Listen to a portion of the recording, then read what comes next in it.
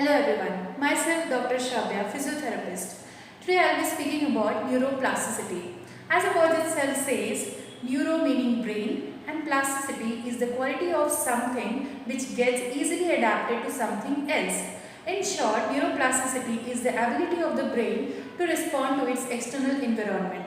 It also receives new information from the external source with the help of the neural pathway and functions accordingly.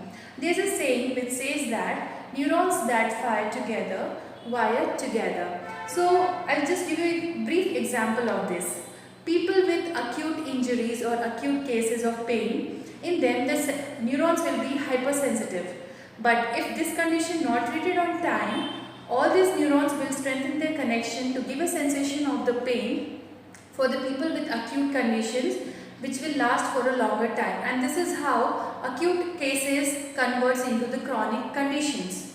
So with the help of the neuroplasticity mechanism, we can always treat the affected sites by loading the nervous system with some sort of physical rehabilitation or any sort of movement therapy which will help to relearn those activities which the brain has failed to respond to it because of the damage caused in the neural pathway. It also unlearns those activities which triggers the pain for them.